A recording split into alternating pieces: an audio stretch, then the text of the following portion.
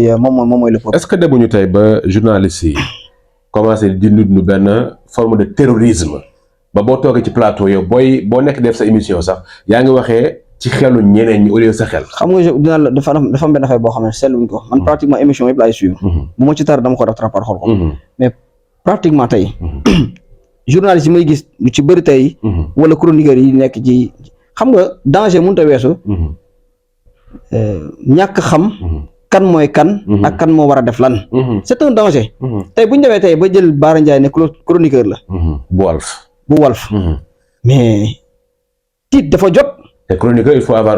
mais minimum 15 ans d'expérience immédiat. c'est-à-dire c'est grave. même les journalistes les vrais journalistes. dañu envier Bara Ndiaye. te loolu c'est danger bi mooy loolu. yow tu ne peux pas être un journaliste professionnel. ci sa corporation. nga war a def la promotion de corporation valoriser corporation wan nit ñi ne fii balaa nga fay dugg.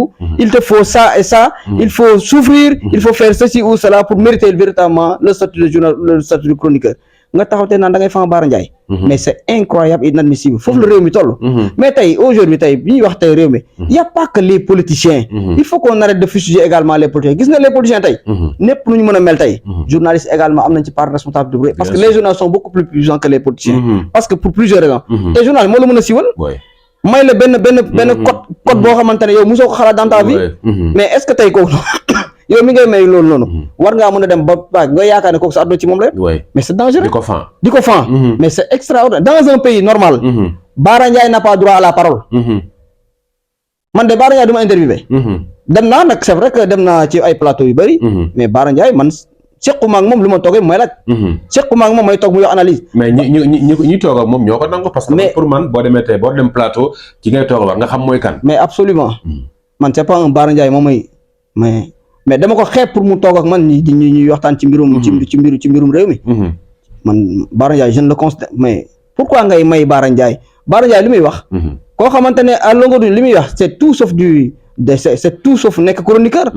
yow loo xalaat Macky Sall la mais kooku en fin de compte il manque de respect à nos institutions. est-ce que chroniqueur amatu na ci télévision yi. chroniqueur moo amatu ci télévision xam nga lu fi nekk. chronique nit. moo fi am. nekkal fa nit partisanerie nekkal fa nit. moom moo fi am te c'est des choses qu'il faut éviter. gis nga il faut pas qu'on se leurre. dañ fiy gis ay journalistes yoo xamante ne da nga leen di xam bu baax. da ngay xam ñoom nu ñuy dundee. da ngay xam ñoom ñooy ñan. lu ñuy def. comment waay mais fii ci réew mi lañ dëkk nag. réew mi lañ dëkk gars yi xamante ne convention yi. nga toog a journaliste moom nga seetaan ko muy wax. mais absolument nga gis tey parti au pouvoir buy wax ni mu koy. xam nga tey pour comprendre certaines choses. man j'ai eu à gérer de la communication. de beaucoup de personnes. Mais man je sais comment ça fonctionne. Man je reçois des messages yoo xamante ne tey venant des journalistes. Man je sais comment fonctionnent les choses. Il faut que les gens arrêtent. nañu bàyyi di naxee. nañu bàyyi di souffler le chaud et le froid. li ñuy wax ci kaw ak li am ci suuf c'est deux choses différentes. Et pour le savoir. demal fii à l'Assemblée nationale. journalistes yi ñu fay gis yëpp koo ci gis am na député am. journaliste boo fi gis am na ministre am. nañu bàyyi caaxaan yi. dañuy wax les populations dëgg ñu bàyyi di tiital population yi. Sénégal gii jàmm rek a fi xaj. jàmm rek a fi am. gis nga gars yi bu fekkee ne dañoo jàpp ne mën nañoo intimider xam nga les institutions wala tiital les forces de défense. non te gis nga xam nga Sénégal. réew mi dafa toll foo xamante ne gis nga on doit sonner la fin de la récréation. tey am na ci ñoo xamante ne ñu ngi toog seen kër tey par exemple les militaires libérés tey. militaires libérés suñu génnoon fii nii tey. ne ñoom dañuy ñaxtu. ku leen mën a téye.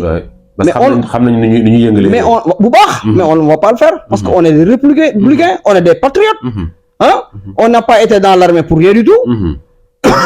L'armée on ne peut pas vouloir être un ancien militaire. xam ce que c'est que la sauvegarde de la patrie. xam ce que c'est que la défense. xam ce que c'est que le respect des institutions.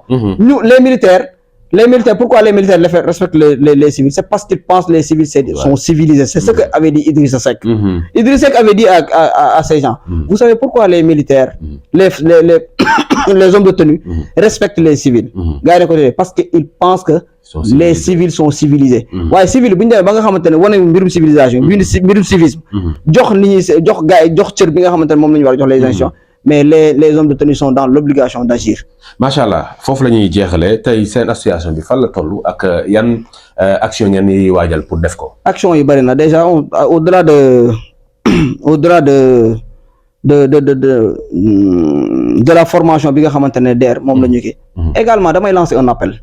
gis nga les leviers yi état du Sénégal teg il est grand temps que ñoom esa également ñu xam ne ñoom moomuñ nit ñi les militaires libérés mënuñ toog di xaar éducation financière bi formé nañ leen financer ñu liggéey nañu bàyyi politique bu bëri bi tamit baaxul il faut que les gens arrêtent nañ bàyyi yooyu gis nga ces militaires libérés là qui se sont sacrifiés dans l'armée rey seen bopp nuit et jour pour kii suñ demee ba organiser wu tey ba nga ñëw gëmloo ne éducation financière génn il faut sortir les moyens Thiès comment se fait-il que le président de la République soit à Thiès yow nga ne da nga am sa benn bétail électoral bu fa nekk au lieu nga xool ñi nga xamante ne c'est-à-dire la récompense du mérite dans la loi dafa nekk chose boo xamante lu am importance la partout où le président de la République est passé il y a une coordination de militaires libérés yi nga xamante ne ñu ngi fa te les militaires libérés peuvent être une solution par rapport au problème un militaire libéré c'est quelqu'un de fin prêt boo xamante il a été formé quelques mois avant la libération am na ci ñoo xamante ne c'est des boulangers ñi c'est des mécaniciens ñi ils sont formés dans tous les domaines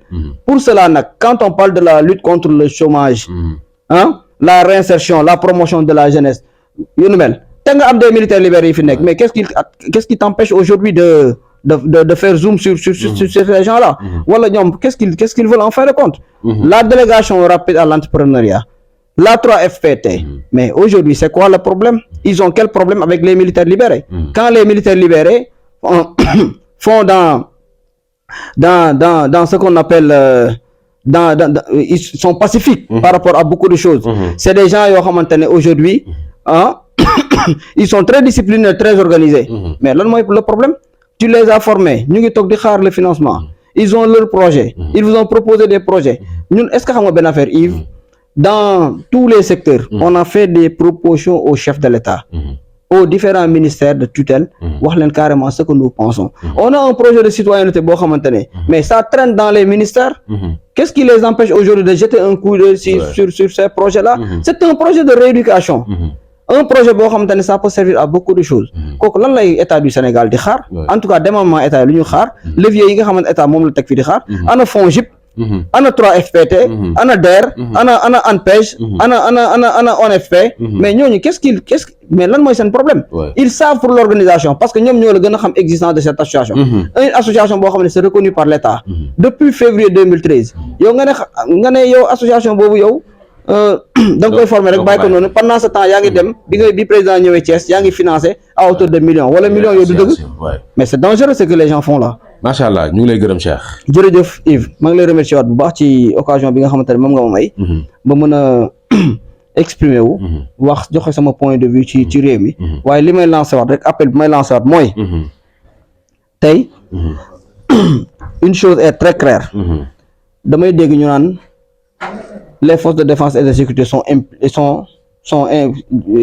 gars dañoo recruter ay yeneen mais loolu c'est manquer de respect à nos forces de défense et de sécurité c'est manquer de respect à nos forces de défense et de sécurité ak ñàkk xam tey au niveau de l'armée américaine mais il y a des Africains au niveau de l'armée française dans l'armée française il y a des Africains mais tey am na ci ñoo xamante ne fii nii Sénégal fii mais Sénégal tant que tu es sénégalais tu peux aller dans l'armée kan moo la ko mën a tere parce que des fois ñu naan ay tubaab mais si bi manifestation yi xam nga dama la wax benn affaire il faut que les gens arrêtent gis nga cette manipulation ak cette diabolisation de nos forces de défense et de sécurité ça doit cesser armée bi politique luwul nos forces de défense et de sécurité politique luwuñ bu leen kenn dugal ci leen parce que pour la simple exemple mais doomu Clédor Ciril mais moom am na doomam boo xamante ne commandé na GIGN xanaa nit ñi dañuy fàtte loolu te pourtant quand il s'agit d'être ferme dans les prises de décision mais il a été très ferme dans les prises de décision te pourtant c'est son papa l'avocat de Sonko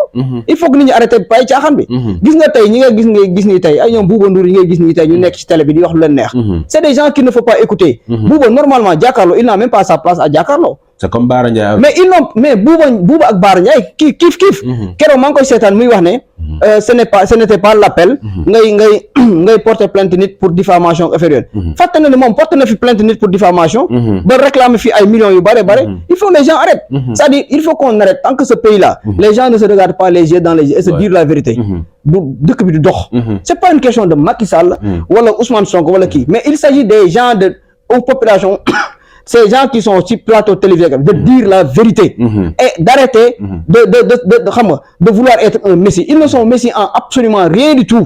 Il faut qu'ils arrêtent. Il faut qu'il arrête. Yow mënoo porter plainte nit pour diffamation ba pare nga wëlbati ko ñu porter plainte nit keneen pour diffamation ba pare nga bëgg a taxaw ni naan jaru ko woon. Il faut qu'il arrête. Ils ne sont ni messie, ils ne sont ni prophètes, ils ne sont ni des seigneurs. C'est des personnes comme toi et moi qui se trompent. ñoo xamante ne parfois dañuy def ay analyses yoo xamante ne qui manquent totalement de pertinence. Bouba il est extrêmement impertinent par rapport à ses prises de décision parfois. Il faut qu'il arrête.